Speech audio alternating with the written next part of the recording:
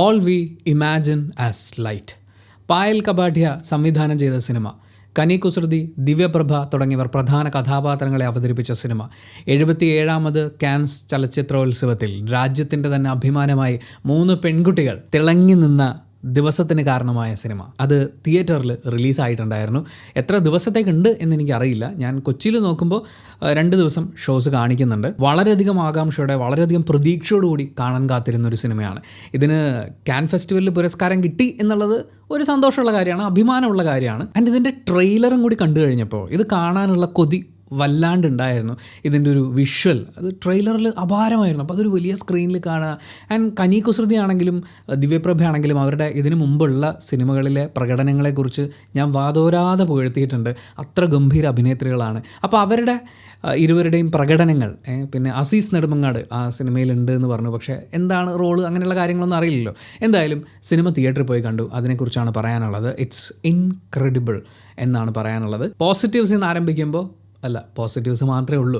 The story telling അത് വേറെ ലെവലാണ്. അതായത് സിനിമയുടെ തുടക്കം നമ്മൾ മുംബൈയിലെ തെരുവുകളിലൂടെ ഇങ്ങനെ പൊയ്ക്കൊണ്ടിരിക്കുകയാണ്. കുറേ കാഴ്ചകൾ, കുറേ ജീവിതങ്ങൾ, അതിൻ്റെ തിരക്ക്, അതിനുള്ളിലൂടെ നമ്മൾ പോയി അതിലെവിടെയോ ഒഴുകിപ്പോയിക്കൊണ്ടിരിക്കുന്ന ആ തിരക്കിനൊപ്പം ഇങ്ങനെ മുന്നോട്ട് പോയിക്കൊണ്ടിരിക്കുന്ന നമ്മുടെ കേന്ദ്ര കഥാപാത്രങ്ങളിലേക്ക് വരുന്നു. അവരെ നമ്മൾ പുറത്തുനിന്ന് നോക്കിക്കാണുന്നു. പതിയെ പതിയെ അവരുടെ കഥാപാത്രങ്ങളിലേക്ക് നമ്മൾ ഇറങ്ങിച്ചെല്ലുന്നു.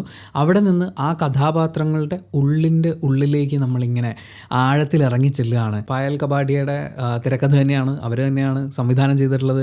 അതിൻ്റെ ഒരു ഒഴുക്കെന്ന് പറഞ്ഞു കഴിഞ്ഞാൽ അത് അടിപൊളിയാണ്. നമ്മൾ കണ്ടുകൊണ്ടിരിക്കുന്ന കാഴ്ചകൾ, അവർ ജീവിക്കുന്ന സ്ഥലം, ആ മുറി, ഈ ഒരു സ്ഥലത്തിൻ്റെ സ്മെല്ല് നിങ്ങൾക്ക് തിയേറ്ററിലിരിക്കുമ്പോൾ ഫീൽ ചെയ്യുക എന്ന് പറയുന്ന ഒന്ന് ആലോചിച്ച് നോക്കും. അങ്ങനെ സംഭവിച്ചിട്ടുള്ള സിനിമകളുണ്ട്. നിങ്ങളൊരു ട്രൂ സിനിമാ സ്നേഹിയാണെങ്കിൽ അങ്ങനെ സംഭവിച്ചിട്ടുള്ള മൊമെൻറ്റ്സ് നിങ്ങൾക്ക് ഓർത്തെടുക്കാനുണ്ടാവും, ഒരുപാടൊന്നും ഇല്ലെങ്കിൽ പോലും. ഈ സിനിമ അങ്ങനത്തെ ഒരു സിനിമയാണ്. ഇതിൽ നമ്മൾ കാണുന്ന കാഴ്ചകൾ, അതിൻ്റെ ശബ്ദം, അത് ഒരുക്കിയിരിക്കുന്ന രീതി, പെർഫോമൻസുകൾ, അങ്ങനെ എല്ലാം ചേർന്നുകൊണ്ട് നമുക്ക് ആ സ്ഥലം, അവിടുത്തെ കാലാവസ്ഥ, ആ ആളുകൾ, എന്താണ്, ഒരുപാട് ആളുകളുടെ വിയർപ്പൊട്ടി നമ്മൾ യാത്ര ചെയ്തുകൊണ്ടിരിക്കുന്ന ഒരു ട്രെയിനിലെ ഒരു യാത്രയുടെ ഫീല് വിഷ്വലി അതിൻ്റെ പുറകിൽ സംസാരിച്ചുകൊണ്ട് പോകുന്ന കാര്യങ്ങളിലൂടെ നമ്മളോട് കമ്മ്യൂണിക്കേറ്റ് ചെയ്യാൻ ആ സിനിമയ്ക്ക് പറ്റുന്നുണ്ട്. രണ്ടാമത്തെ കാര്യം, ദി സൗണ്ട് ഡിപ്പാർട്ട്മെൻറ്റ് മൊത്തത്തിൽ അടിപൊളിയായിട്ട് അവർ ചെയ്തിട്ടുണ്ട്. എന്ന് വെച്ചാൽ ഡബ്ബിങ്ങിനെ കുറിച്ചും കൂടി ഇതിൻ്റെ കൂടെ പറയാൻ തോന്നുന്നു. ദിവ്യപ്രഭയുടെ ഒക്കെ ഡബ്ബിങ് ഗംഭീരമായിരുന്നു. അതായത് കുഞ്ഞു കുഞ്ഞു ശബ്ദങ്ങൾ, ചെറിയ ചെറിയ നൈസായിട്ടൊക്കെ നമ്മൾ സംസാരിച്ച് പോകുന്ന കാര്യങ്ങളിലെ അതിനെ ഒപ്പിയെടുക്കുക. അതായത് കേന്ദ്ര കഥാപാത്രത്തിൻ്റെ സംസാരം നമ്മൾ കേൾക്കുന്നതിനോടൊപ്പം നമ്മൾ ആ എൻറ്റയർ ആംബിയൻസ് അനുഭവിക്കുന്നുണ്ട്. നമുക്ക് ഫീൽ ചെയ്യാനാവുന്നുണ്ട് അവിടെ ചുറ്റും എന്തൊക്കെയാണ് സംഭവിച്ചുകൊണ്ടിരിക്കുന്നതെന്ന്. അതിൻ്റെ കൂടെ മ്യൂസിക്. മൂന്നാമത്തെ പോസിറ്റീവ്, ദി വിഷ്വൽ ലാംഗ്വേജ്. ഇതിൻ്റെ കളറിനെ കുറിച്ച് പറഞ്ഞുകൊണ്ട് തുടങ്ങാം. നമ്മൾ ഈ കുട്ടിക്കാലത്ത്, ഈ ഫിലിം ഇട്ടിട്ടുള്ള ഫോട്ടോ എടുക്കുന്ന ക്യാമറ ഉള്ള കുട്ടിക്കാലം ഉണ്ടല്ലോ, ആ കുട്ടിക്കാലത്തേക്കൊന്ന് പോയി കഴിഞ്ഞാൽ നല്ല കളർഫുള്ളായിട്ടുള്ള, എന്താ പറയുക, അതിൻ്റേതായിട്ടുള്ളൊരു കളർ ടെക്സ്ചർ ഉണ്ട്, ഒരു സ്വീറ്റ്നെസ് ഉണ്ട് അത് കാണാൻ വേണ്ടിയിട്ട്. ആ ഒരു സുഖമുണ്ടല്ലോ ആ കളേഴ്സ് കണ്ടുകൊണ്ടിരിക്കുമ്പോൾ. അതിനെ ഈ ഒരു ആസ്പെക്ട് റേഷ്യോയിൽ അതിങ്ങനെ കാണുമ്പോൾ അടിപൊളിയാണ്. അയ്യോ, ഒരു രക്ഷയില്ല. വിഷ്വൽ ഇങ്ങനെ കണ്ടുകൊണ്ടേയിരിക്കാൻ തോന്നുന്നു. എൻ്റെ മനസ്സിൽ ഇപ്പോഴും അവരൊരു ബസ്സിൽ യാത്ര ചെയ്ത് പോകുന്നതിൻ്റെ ഒരു മോളിൽ നിന്നുള്ളൊരു ഷോട്ടുണ്ട്. ആൻഡ് കടൽ, കുറേ കാര്യങ്ങൾ, കുറേ സാധനങ്ങൾ എൻ്റെ മനസ്സിൽ ഇങ്ങനെ നിൽപ്പുണ്ട്. എനിക്ക് ഏറ്റവും ഇഷ്ടപ്പെട്ട ഒരു ഫ്രെയിമിങ്, ഒരു പൊസിഷൻ എന്ന് പറയുന്നത് ഇതിനകത്ത് കനി കുസൃതി വെള്ളമൊക്കെ തുടച്ചത്, സ്പോയിലറൊന്നുമല്ല, വെള്ളമൊക്കെ തുടച്ച് മാറ്റിയതിന് ശേഷം അവരുടെ വളരെ ഇൻറ്റൻസ് ആയിട്ടുള്ള ഉള്ളിലുള്ള ഇമോഷൻസിനെ അല്ലെങ്കിൽ വികാരവിചാരങ്ങളെ നമ്മളെ കമ്മ്യൂണിക്കേറ്റ് ചെയ്യാൻ ചെയ്തിട്ടുള്ള ഒരു പരിപാടിയുണ്ട്.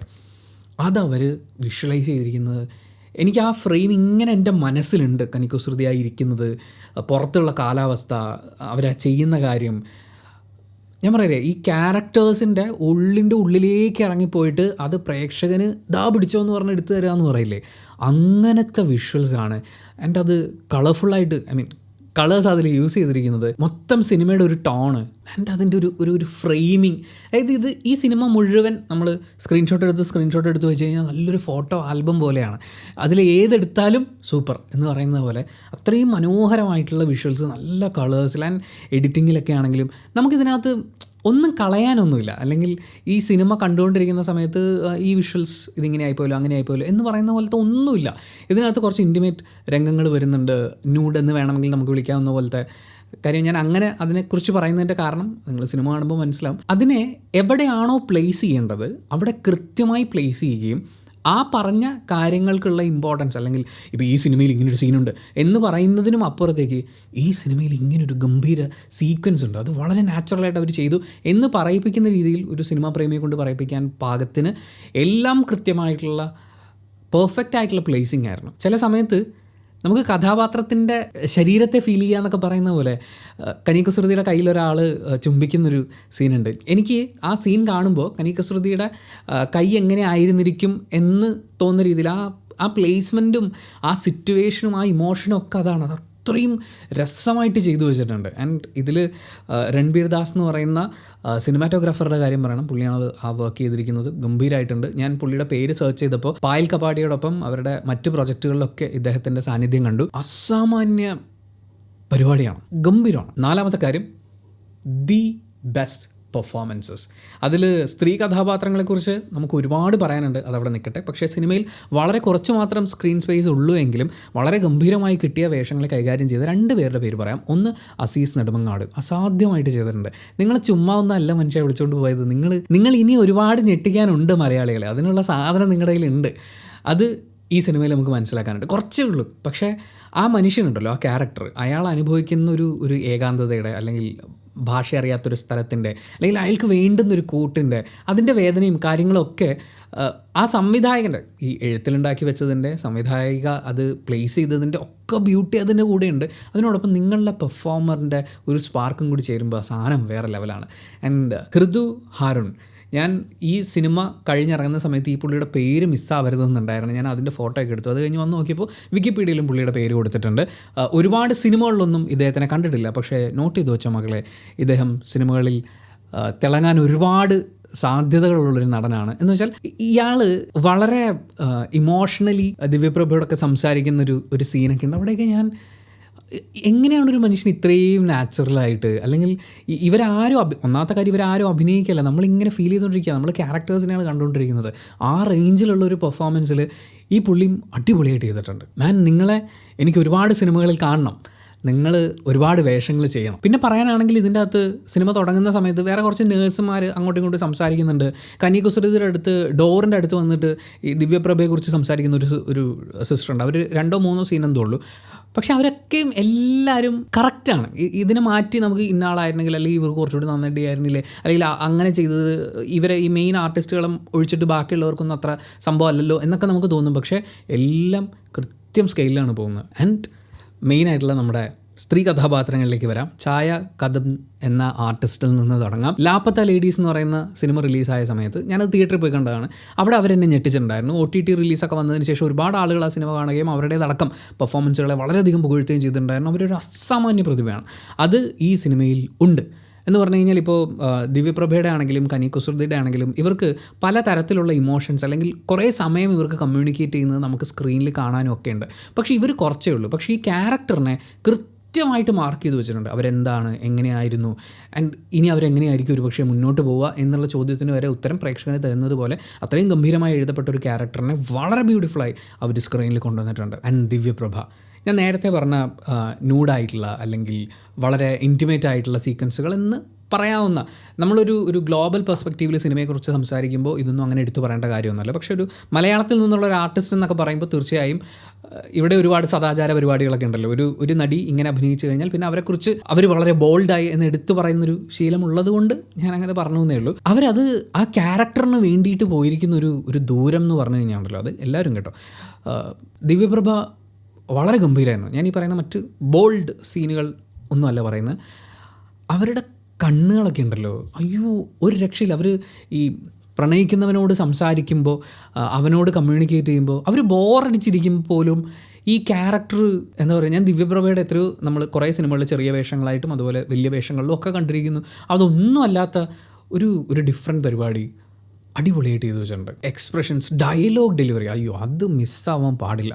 അപാര ഡയലോഗ് ഡെലിവറിയാണ്. എനിക്ക് ഭയങ്കര ഇഷ്ടമായി. അതായത് നമുക്ക് ആ ക്യാരക്ടറിനെ റിലേറ്റ് ചെയ്യാൻ പറ്റും. നമ്മളെവിടെയൊക്കെയോ ഇപ്പോൾ എൻ്റെ ഒരു ജീവിതയാത്രയിൽ പല പ്രായങ്ങളിൽ പല ഘട്ടങ്ങളിൽ കണ്ടിട്ടുള്ള പല പെൺകുട്ടികളിലൂടെയും ഒക്കെ നമ്മളിങ്ങനെ മിന്നി മറിഞ്ഞ് കണ്ടിട്ടുള്ള കുറേ കാര്യങ്ങൾ ഒക്കെ എനിക്ക് ഫീൽ ചെയ്തു. അത് എന്താ പറയുക, ഒരു സ്ത്രീകളെക്കുറിച്ച്, അല്ലെങ്കിൽ സ്ത്രീകൾ ഉൾപ്പെടുന്ന ഒരു കഥയെക്കുറിച്ച് സംസാരിക്കുമ്പോൾ ഉണ്ടാകുന്ന അതിൻ്റെ ഒരു ബ്യൂട്ടിയാണ്. അത് ഇൻ ഡെപ്തിൽ കുറേ കാര്യങ്ങൾ ഇതുവരെ നമ്മളൊരു മലയാള സിനിമയിലൊന്നും കണ്ടിട്ടില്ലാത്തതുപോലത്തെ ഒരുപാട് ലെയേഴ്സ് നമുക്ക് പറയാൻ പറ്റുന്ന രീതിയിൽ നല്ല രസമായിരുന്നു. നിങ്ങൾ സിനിമ കാണുമ്പോൾ നിങ്ങൾക്ക് എന്നെക്കാൾ കൂടുതലൊരു പക്ഷേ പറയാനുണ്ടാവും. ആൻഡ് കനി കുസൃതി ഇൻക്രെഡിബിൾ. ഞാൻ ആ വാക്ക് സിനിമ കഴിഞ്ഞപ്പോൾ എൻ്റെ മൈൻഡിൽ ഇങ്ങനെ ആ വാക്ക് കയറിയതാണ്. അതായത് പടം ഞാനൊരു 3-4 മണിക്കൂർ മുമ്പ് കണ്ടു കഴിഞ്ഞു. തിരിച്ച് വീട്ടിൽ വന്നു. ഞാൻ ചെറിയൊരു സ്ക്രിപ്റ്റ് എന്നല്ല ബുള്ളറ്റ് പോയിൻറ്റ്സ് റെഡിയാക്കി. അപ്പോൾ അവിടെയൊക്കെ ഞാൻ ഈ ഇൻക്രെഡിബിൾ എഴുതി പോവാണ്. അതിൻ്റെ ഒരു പൂർണ്ണമായിട്ടുള്ളൊരു ലെവലിൽ ഞാൻ കൊടുക്കാൻ ആഗ്രഹിക്കുന്നത് കനി കുസൃതിക്കാണ്. നിങ്ങൾ തകർത്തിട്ടുണ്ട്, ഗംഭീരമായിട്ടുണ്ട്. All we imagine as light എന്ന് പറയുന്നതിലെ ലൈറ്റ് പ്രഭ എന്ന് പറയുന്നത് കനി കുസൃതിയുടെ പ്രഭയാണെന്ന് ഞാൻ വിശ്വസിക്കുന്നു. ഞാൻ ആ ഒരു ആംഗിളിൽ സിനിമയെ, അതായത് സിനിമയുടെ പേരും ഈ കഥാപാത്രങ്ങളുടെ പേരും ഒക്കെ വെച്ചുകൊണ്ട് സിനിമ മുഴുവനായി നമുക്ക് തന്നിട്ടുള്ള കുറച്ച് കാര്യങ്ങൾ, പിന്നെ പ്രേക്ഷകൻ എന്നുള്ള രീതിയിൽ നമ്മുടെ കുറച്ച് ഇൻപുട്സൊക്കെ വെച്ചുകൊണ്ട് ആലോചിച്ച് നോക്കുമ്പോൾ പ്രഭ ഈസ് സംതിങ് എൽസ്. നിങ്ങൾ ഗംഭീരമായിട്ടുള്ള പ്രകടനത്തിലൂടെ അത് അവതരിപ്പിച്ചിട്ടുണ്ട്. എന്താ പറയുക, നമുക്കൊന്ന് കെട്ടിപ്പിടിക്കാൻ തോന്നുന്നു എന്ന് പറയില്ലേ, അത്രയും സുന്ദരമായിട്ട് നിങ്ങളത് ചെയ്തിട്ടുണ്ട്. അതിനകത്ത് എനിക്ക് ഫീൽ ചെയ്തൊരു കാര്യം, ആ ക്യാരക്ടർ അനുഭവിക്കുന്ന കുറച്ച് മാനസിക സംഘർഷങ്ങൾ ഒക്കെ ഉണ്ട്. ഒരു എഴുത്തുകാരനോ എഴുത്തുകാരിക്കോ ഒരുപക്ഷെ അവരുടെ ജീവിത നിരീക്ഷണങ്ങളിൽ നിന്ന് ആ ക്യാരക്ടേഴ്സ് അവർ കണ്ടിട്ടുള്ള കഥാപാത്രങ്ങളിൽ നിന്ന് എഴുതിയൊക്കെ ചെയ്യാൻ പറ്റും. പക്ഷേ ഒരാളത് പെർഫോം ചെയ്യുമ്പോൾ അവരുടെ മുഖത്തും അതുപോലെ ശരീരഭാഷയിലും ഒക്കെ അത് കൊണ്ടുവരുന്നതിന് ഒരു പരിമിതിയുണ്ട്, അവരത് അനുഭവിച്ചിട്ടില്ലെങ്കിൽ. ഒരു പ്രായം കഴിയുമ്പോഴാണ് ചില വേഷങ്ങൾ ചിലർക്ക് ഗംഭീരമായിട്ട് ചെയ്യാൻ പറ്റുകയെന്ന് എനിക്ക് പലപ്പോഴും തോന്നിയിട്ടുണ്ട്. അതിനെ ഓവർടേക്ക് ചെയ്യുന്ന വളരെ കുറച്ച് ആളുകളേ ഉള്ളൂ, പ്രതിഭകൾ എന്നൊക്കെ നമുക്ക് വിളിക്കാവുന്ന അത്രയും ഗംഭീരമായിട്ടുള്ള ആർട്ടിസ്റ്റുകൾ. അതിലൊരാളാണ് കനി കുസൃതി എന്നെനിക്ക് ഈ സിനിമയിലെ പ്രകടനം കൂടി കാണുമ്പോൾ തീർച്ചയായിട്ടും പറയാൻ തോന്നുന്നുണ്ട്. അപാരമായിട്ടുള്ള എൻ്റെ കനി കുസൃതി, നിങ്ങൾ ഇൻക്രെഡിബിൾ കുസൃതിയാണ്. ഒന്ന് ആ ക്യാരക്ടറിനോട് നമുക്ക് തോന്നുന്ന ഇഷ്ടം, അവരോട് തോന്നുന്നൊരു സ്നേഹം, അല്ലെങ്കിൽ നമുക്ക് ചേർത്ത് നിർത്താൻ തോന്നുന്നത് പോലത്തെ ഒരു അടുപ്പം എന്നൊക്കെ പറയുന്ന കുറേ കാര്യങ്ങൾ അതിനോടൊപ്പം ചേർത്ത് വെക്കാനുണ്ട്. ഞാൻ ജീവിതത്തിൽ കണ്ടിട്ടുള്ള ഒരുപാട് ആളുകളുമായിട്ട് വളരെ ക്ലോസായി നിൽക്കുന്ന കുറേ കാര്യങ്ങൾ ഇതിലെ പല കഥാപാത്രങ്ങളിലായിട്ട് കിടപ്പുണ്ടായിരുന്നു. അപ്പോൾ അതിൽ എനിക്ക് ഏറ്റവും കൂടുതൽ റിലേറ്റ് ചെയ്യാൻ, അല്ലെങ്കിൽ എനിക്ക് ഏറ്റവും കൂടുതൽ കൂടെ നിൽക്കണം എന്നൊക്കെ തോന്നുന്ന പോലത്തെ ഒരു ക്യാരക്ടറാണ് കനി കുസൃതി അവതരിപ്പിച്ചിട്ടുള്ള ആ ക്യാരക്ടറിനോടുള്ള സ്നേഹം. എൻ്റെ അത് അത്രയും മനോഹരമായി ചെയ്തതിൽ അവരോടുള്ള സ്നേഹം, ബഹുമാനം, അതൊക്കെ വെച്ചുകൊണ്ടാണ് ഞാൻ ഇൻക്രെഡിബിൾ കനി കുസൃതി എന്ന് പറയുന്നത്. ആൻഡ് നിങ്ങളിത് കാണാൻ അവസരം കിട്ടുകയാണെങ്കിൽ ഡോണ്ട് മിസ് ഇറ്റ്. ഇതൊരു തിയേറ്റർ റിലീസായിട്ട് കുറേ ദിവസങ്ങളുണ്ടോ എന്ന് എനിക്കറിയില്ല. ശനി ഞായറുമാണ് കൊച്ചിയിൽ ഷോ കാണിച്ചിട്ടുണ്ടായിരുന്നത്. ഞാനത് കണ്ട സ്പോട്ടിൽ ബുക്ക് ചെയ്തു. മനസ്സിൽ ഇങ്ങനെ നിറഞ്ഞു നിൽക്കുന്ന കുറേ മനോഹരമായിട്ടുള്ള ഫ്രെയിമുകളും ആൻഡ് ഗംഭീരമായിട്ട് തോന്നിയ കുറേ മൊമെൻറ്റ്സും ഒക്കെ ആയിട്ട് സിനിമ നമുക്ക് തരുന്നൊരു ഫീലുണ്ട് ഉള്ളിലിങ്ങനെ. അത് നല്ല രസമുള്ളൊരു പരിപാടിയാണ്. അപ്പം തീർച്ചയായിട്ടും കണ്ടു നോക്കുക. നിങ്ങൾ കണ്ട ആളാണെങ്കിൽ നിങ്ങളുടെ അഭിപ്രായങ്ങൾ കമൻറ്റ് ബോക്സിൽ രേഖപ്പെടുത്തുക. കമൻറ്റ് ബോക്സും കൂടി വായിച്ചിട്ട് കാണണോ വേണ്ടിയോ എന്നൊക്കെ തീരുമാനിക്കുന്ന ആളുകളുണ്ടാവും. അവർക്കതൊരു സഹായമാവട്ടെ. അല്ലെങ്കിൽ എനിക്ക് ഉറപ്പാണ് ഈ സിനിമ ഡയ്യേ എന്ന് പറഞ്ഞിട്ട് ആരും കമൻറ്റ് ഇടാൻ പോകുന്നില്ല. എല്ലാവർക്കും നല്ലതേ പറയാനുണ്ടാവുള്ളൂ. എസ്പെഷ്യലി സ്ത്രീകൾക്ക്, അല്ലെങ്കിൽ സ്ത്രീകളുടെ ജീവിതങ്ങളെ അടുത്തറിയാൻ ശ്രമിച്ചിട്ടുള്ള ആളുകൾക്ക് വളരെയധികം റിലേറ്റ് ചെയ്യാൻ പറ്റുന്ന, ഇഷ്ടം തോന്നുന്ന കഥാപാത്രങ്ങളും പശ്ചാത്തലവും എഴുത്തും അവതരണവും ഒക്കെയാണ് സിനിമയ്ക്കുള്ളത്. വളരെ ട്രൂ ടു ലൈഫ് എന്നൊക്കെ നമുക്ക് പറയാവുന്ന, ഫീൽ ചെയ്യുന്ന ഒരു സിനിമ. അപ്പം നിങ്ങളുടെ കമൻറ്റ് ബോക്സിൽ വരാൻ സാധ്യതയുള്ള പുകഴ്ത്തലുകൾ കേട്ടിട്ട് ആളുകൾക്ക് ഈ സിനിമ കാണാനുള്ള ആർജവം ഉണ്ടാവട്ടെ. അപ്പോൾ thank you so much for watching this video. Video ഇഷ്ടപ്പെട്ടാൽ ലൈക്ക് ചെയ്യുക, കമൻറ്റ് ചെയ്യുക, ഷെയർ ചെയ്യുക, സബ്സ്ക്രൈബ് ചെയ്യുന്ന കാര്യം പരിഗണിക്കുക.